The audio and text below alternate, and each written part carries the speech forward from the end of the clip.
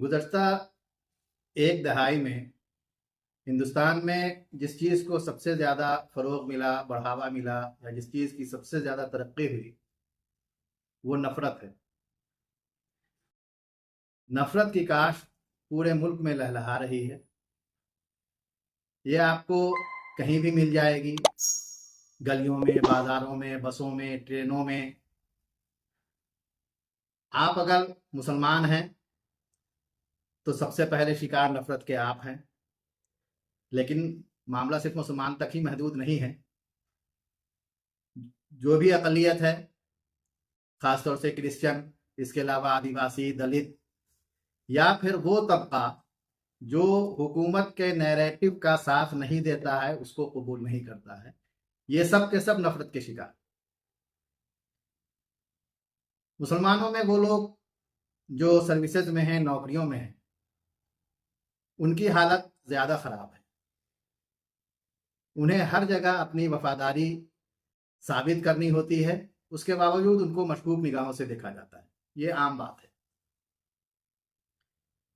किसी का एक छोटा सा इल्ज़ाम उनके पूरे कैरियर को ख़राब करने या मशकूक करने के लिए काफ़ी होता है।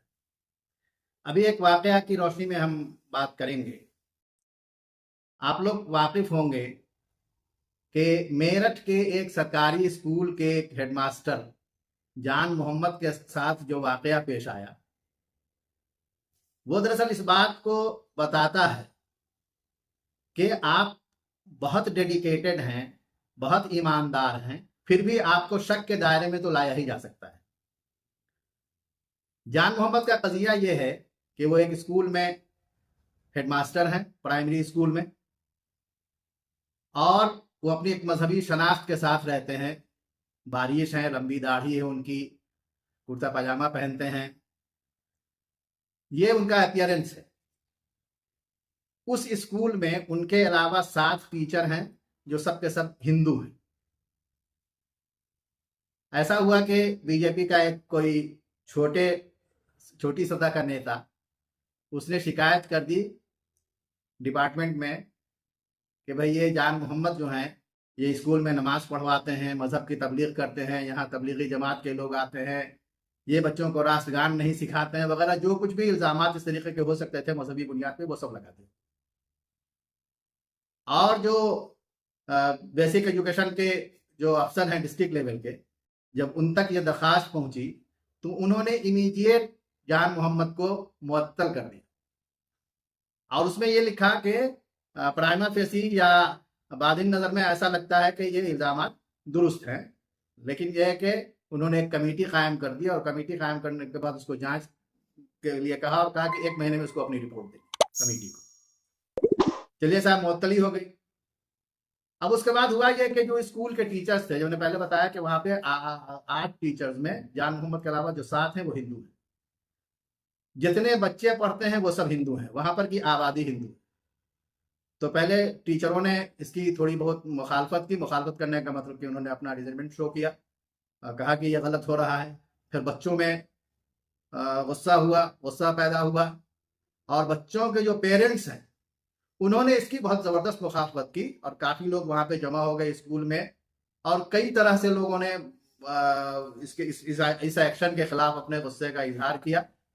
फिर धीरे धीरे बात मीडिया को, खास तौर से जो सोशल मीडिया है और जो सोशल मीडिया के सहाफ़ी हैं, उन्होंने इस मामले को थोड़ा आगे बढ़ाया। फिर वहाँ के लोग एडमिनिस्ट्रेशन के पास भी पहुँचे, इंतजामिया के पास भी पहुँचे, उन्होंने अपना रिप्रेजेंटेशन भी दिया।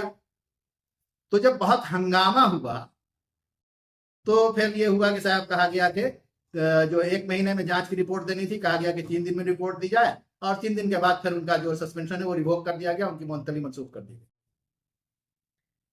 अगर वहां पर के हालात आप देखें तो सारे बच्चे हिंदू, सारे पेरेंट्स हिंदू, वहां पर की पूरी आबादी हिंदू, सारे टीचर्स हिंदू और ये एक तनहा मुसलमान।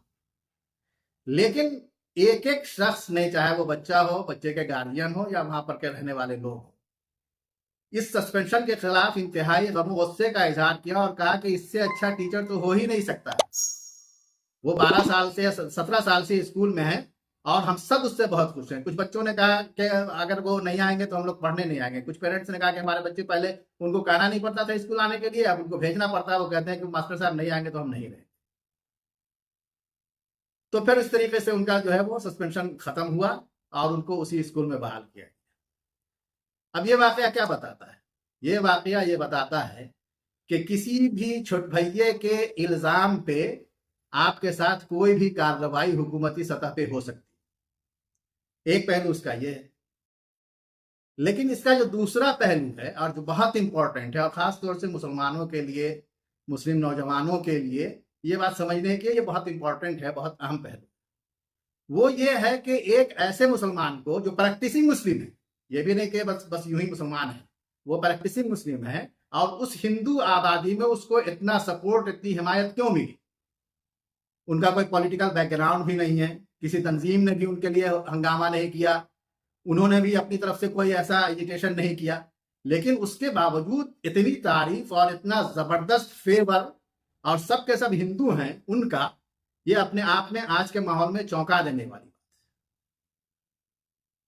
तो इससे ये सबसे बड़ी बात जो इसमें समझ में आती है वो ये है कि इंसान का अगर किरदार, उसका कैरेक्टर मजबूत होता है तो ये सिर्फ ये जाती खूबी नहीं होती है, बल्कि एक तरीके का ये समाजी तहफ्फुज हो जाता है, एक सोशल सिक्योरिटी हो जाती है। तो ये बहुत इंपॉर्टेंट बात है। इनके साथ, हेडमास्टर साहब के साथ यही हुआ, और सारे के सारे लोग सिर्फ इनके कैरेक्टर की वजह से, इनके किरदार की वजह से बैक जबान सबने कहा कि इससे बेहतर टीचर नहीं हो सकता है, हम इनसे खुश हैं, हमारे बच्चे इनसे खुश हैं। एक लेडी ने कहा कि वो तो अब हम हमारे बच्चों को अपने बच्चों जैसा समझते थे, बगल में मेरा घर है, लेकिन मेरे बच्चे को बुखार हुआ तो वो बाइक से लेकर डॉक्टर के यहाँ पहुंच गए, बोले कि जब तक स्कूल में वो बच्चा मेरा है। तो ये जो दरअसल कैरेक्टर है। और दूसरे ये है कि एक जो प्रोफेशनल इंटेग्रिटी होती है, पेशा वाराना जो दयानत होती है, कि भाई सब ये कह रहे हैं कि वो स्कूल को उसी तरीके से चलाते थे जो कोड है गवर्नमेंट का, उस तरीके से वो स्कूल को चला रहे थे, और सबने उसकी गवाही। इसमें एक बात और है कि सिर्फ अच्छा किरदार होना ही काफी नहीं है, बल्कि यह कि वो अच्छा किरदार दिखना भी चाहिए। माने आपका जो सोशल कांटेक्ट है, जो समाजी राब्ता है, ये भी मजबूत होना चाहिए। इल्जाम तो लगता है, लेकिन बहरहाल ये तय है कि इल्जाम की सियासत जो है वो वक्ती होती है, और किरदार की सियासत ये देरपा होती है। समाज ये भी समझ में आता है इस बात से कि समाज में इतनी नफरत के बावजूद, नफरत पैदा कर देने के बावजूद, समाज अभी पूरे तौर पर, मुकम्मल तौर पर तकसीम नहीं हुआ है। अच्छे लोग समाज में रहते हैं, वो नफरत के खिलाफ हैं, वो चाहते हैं कि बच्चों को तालीम मिले, वो चाहते हैं कि समाज से नफरत दूर हो, लोग मिलजुल के रहें। तो ये भी एक बहुत अहम पहलू है। ये लोग वोकल नहीं है, ये बहुत सामने आपको नजर नहीं आते हैं, लेकिन ऐसे लोगों की कमी नहीं है समाज में। तो ऐसे लोगों को यूनाइट करने की, ऐसे लोगों की आवाज को मजबूत करने की जरूरत है। आज के दौर में सबसे महफूज तहफ्फुज जो है किसी के लिए, वो न ओहदा है, न ताकत है, न ताल्लुकात। जो शख्स अपना किरदार बना लेता है वो कभी तन्हा नहीं रहता। सोशल साइंस में एक टर्म इस्तेमाल होता है जिसको सोशल कैपिटल कहते हैं। ये दरअसल वही चीज होती है जब कोई शख्स समाज में रह के जो एहतराम हासिल करता है, जो सपोर्ट हासिल करता है, उसी को ये कहते हैं। ये बैंक बैलेंस की तरह नजर तो नहीं आता है, लेकिन ये है कि ये ऐसी जमा पूंजी है जो बुरे वक्त पे काम आती है। तो इसलिए किरदार और प्रोफेशनल इंटीग्रिटी, जो लोग सर्विसेज में है, जो नौकरियों में है, या जो कहीं भी, उनमें, उनके काम में शफाफियत होनी चाहिए, ट्रांसपेरेंसी होनी चाहिए, और जो वो करते हैं, दुरुस्त काम करते हैं, अच्छा काम करते हैं, तो वो अच्छा काम नजर भी आना चाहिए। तो अभी भी वक्त है कि हालात को बेहतर किया जा सकता है, दुरुस्त किया जा सकता है।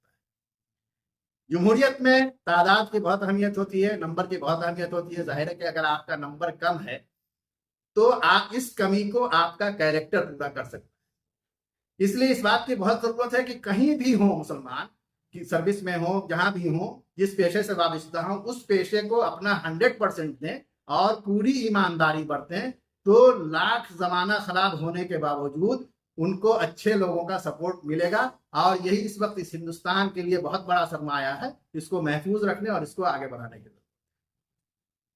आप इस बात से किस कदर मुत्तफिक है, हमें अपनी राय दीजिएगा, और हमारे वीडियो को लाइक और शेयर कर दीजिएगा, साथ ही हमारे चैनल को सब्सक्राइब कर लीजिएगा। फिर मिलते हैं किसी नए मौजू के साथ। आज बस इतना ही।